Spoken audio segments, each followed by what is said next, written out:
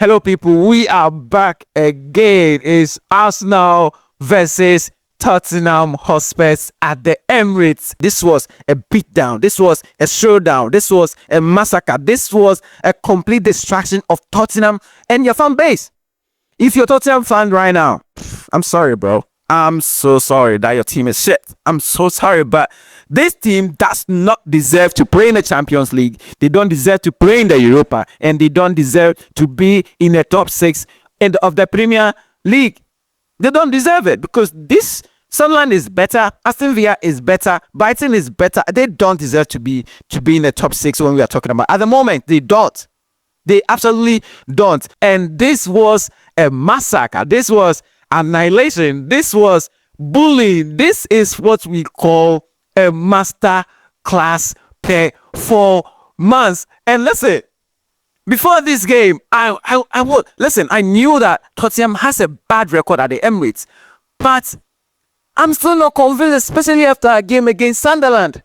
So I was like, I'm confident, but anything could happen. If we make Sunderland come back and gain a point, then something could happen. But oh boy, I was wrong. Listen, if you did not watch this game, explaining this game to you, let me paint a picture, right? Now, Tottenham played the whole first half without a shot on target. In fact, without any shot at all. No shot at all.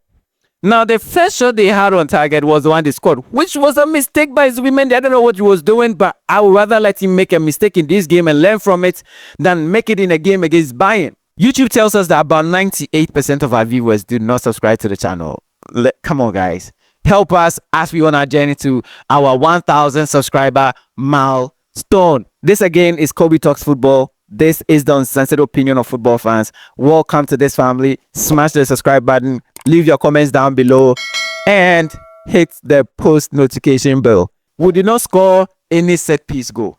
No set piece goal. So set piece FC Olele. How about that? All our goals came from open play. Open play. And one thing I was hoping and praying that we don't do is score, a set piece goal. I was just praying that we don't do that against Tottenham. In this video, we have to give praise to one key player. A big praise to Mikel Merino. Mikel Merino in this game against Tottenham was so instrumental. The way he was leading the press, the way he was available at all times. And if you didn't watch the game, anytime we go long, he comes just behind Bukayo Saka. Bukayo Saka flicks the ball, and he's next to hold that play and lay off to Bukayo Saka again to start the attack. Now, Mikel Merino has gone under the radar because of the performance of, obviously, Eberici Eze when his hat-trick, but we have to give massive praise to this guy. I watched the full game until he came off. He was superb up front. The defenders, whether Van der Ven, whether Romero, they could not stand him down, so they could not stand him. He was so strong and powerful and holding play. And I am so impressed that we have this guy in our team. Because I don't know who would have played as a striker. Maybe Martinelli would have been a total different game. Now, Bukayo Saka in this game did not score, but he was so instrumental. And you watch the game, Bukayo Saka was so selfless.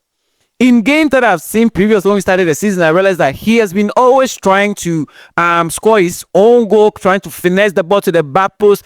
But in this game, it was nothing like that. This game felt like it meant more for us to get the 3 points than to make a name for himself. And anytime he had the opportunity, he laid it off to the player available to score. Now let's mention Leandro Trossard. This guy has been our best winger since the start of the season.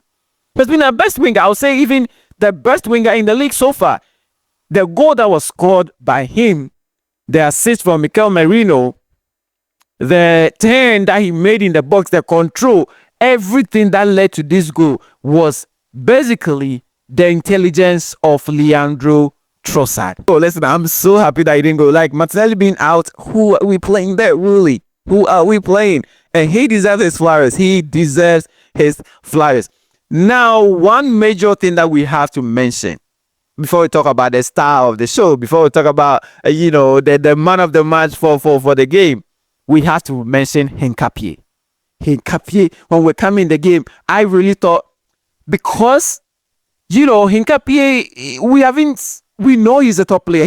We know he's a baller from there's a Bayern Leverkusen, but we haven't really seen him, the physicalities in the Premier League, whether he will be able to, play. And oh boy, we went man for man when it came to the defense, and all the air balls that went in, the aerial duels, he won all of them. He gave Richarlison a tough game. If only for that ball that Martins Mendy lost in the midfield, I don't think Tottenham would have had, a clear chance on goal. I really don't think they would have had a clear chance to go. And if you're a Tottenham fan, listen, it's sad that your team is currently like this when you've made all these signings. It's sad, but listen, we hate you, man. We hate you. So obviously we are happy that you are trash. We are happy that you're trash. When you look at the possession doesn't speak so much about the game, because you see Arsenal had 17 shots, 8 on target, and we should have scored more. Honestly, we should have scored. The first ball from Declan Rice, that ball should have been a goal. He just hit it straight at the goalkeeper, but it was the icebreaker. It made us know we could penetrate this 5-back that Tottenham set up against us. We won this game by a mile. They had nothing on us, absolutely nothing. Mikel Arteta is doing a wonderful job. He deserves an applause. He has done a wonderful job.